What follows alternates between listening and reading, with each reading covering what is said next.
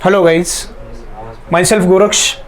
We are here from Economics IS and the topic is that Arthashastra Complete Economics course for Civil Services Examination 2023, which is to be scheduled on 28th of May to 2023. Now, what will be the nature of the course? In short, we'll discuss about the course features. So this course is basic to advanced in nature. Then prelims perspective course, and the NCERT is covering 6th to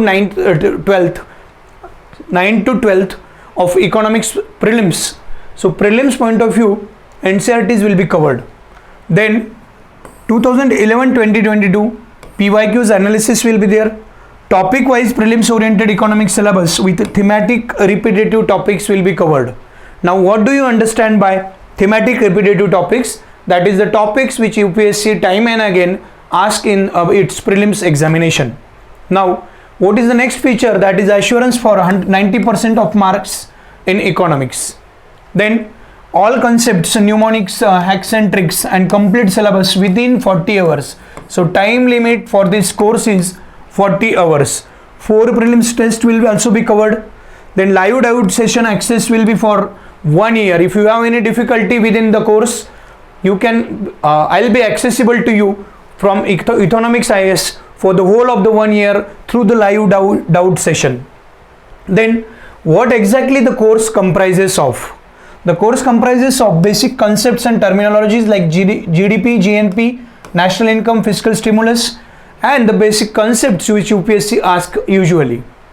Then the planning of India, all 5-year plans will be there.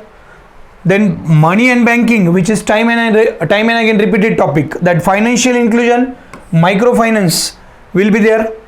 Then RBI and monetary policy, working and management of RBI. Another topic is inflation. If you observe the trend that UPSC is quite conscious about asking questions regarding inflation, which topic is related with a monetary policy of RBI, as the prime function of RBI is nothing but to control the inflation. Now, when we'll think of it or when we study these concepts, we go for public finance as well, like budget, fiscal policy, FRBM review and FRBM review committee.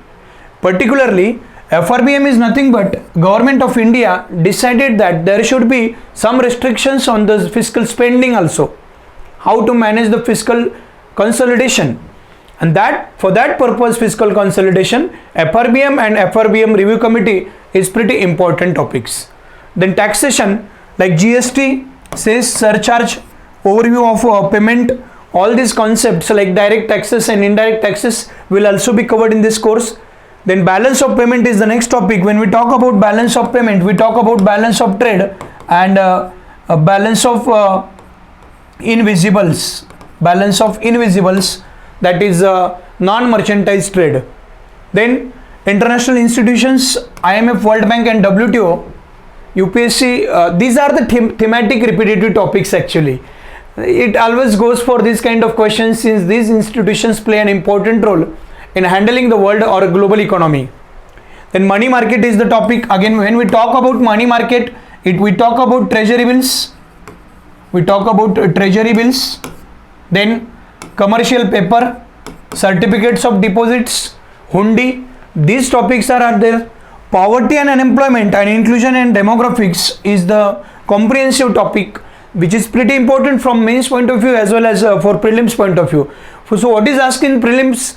Demographic dividend and inclusion, various types of what is inclusive growth, inclusive development, what is growth exactly, what is the difference between growth and inclusive growth. Then poverty and unemployment, what is relative poverty, what is absolute poverty, what is unemployment, what are the types of unemployment. The types of unemployment and measurement of unemployment is quite often asked by the UPSC examination. Then the next topic is agriculture. This is primary sector, industry, secondary sector and tertiary sector, that is service sector. So here is MSP, FRP, CSCP, PDS, TPDS. What do you understand by this? Minimum support price, fair remunerative price, cost and agriculture commission of prices, PDS, that is public distribution system, and TPDS is targeted public distribution system. So in order to go for the UPSC examination or prelims examination, you need to make sure that you don't need to be an economist, guys. In order to qualify the examination, you just have to go through the PYQs. Second thing, you just have the syllabus with you, and third thing is that you should study from the general perspective, not like a economist perspective. There have been many players in India who are going to be the economist. You just make sure that you need to qualify this examination. Now next is industry sector, of industrial production, MSME, that is micro, small and medium enterprises, etc. What are the initiatives under MSME? What is the role and contribution of MSME sector? That is that we will cover in this section. Service sector, all services, that is tertiary sector, will be covered here. Then important reports and indices, reports like Amnesty International, for example, Amnesty International. Then another report is like that Global Hunger Index, right? Another index is that MDPI, Multidimensional Poverty Index, right? Human Poverty Index. All these index will be covered under this course. Now next is what actually major government scheme, which we call it as a flagship scheme. I usually emphasize on that the flagship scheme is what actually UPSC goes. Do not go for minute schemes like Startup India, Stand Up India. They always go for it because those are the flagship schemes. PMJDY is one of the flagship schemes of Government of India. Then Budget 2023 and Economic Survey. These two documents, candidates usually get confused with this, that how should we prepare, sir, for this? Again, I will say that you need not to be an economist or a news editor in order to understand budget and economic survey. You just make sure that what is the trend of GDP in the last decade. For example, what is the trend of primary sector, secondary sector, tertiary sector in the last decade. Then when we talk about budget, what are the new things which have been introduced in budget? What are the macro and micro changes in budget? That you need to make sure that, and from that perspective, if you study this, then you will face no difficulties while going for or while cracking civil services examination. Then hot topics in the news. There have been some instances, always some topics are in the news, in the newspaper repetitively for the year and 1.5 years. Those topics quite often come in the news. So you need to make sure that I will do it. You need to just attend the lectures. I'll do it for you, and you have to revise those topics and attentively attend the lectures. So this course is available for rupees 4,500, but now we have the concession here, and the course is available for only 1999 rupees.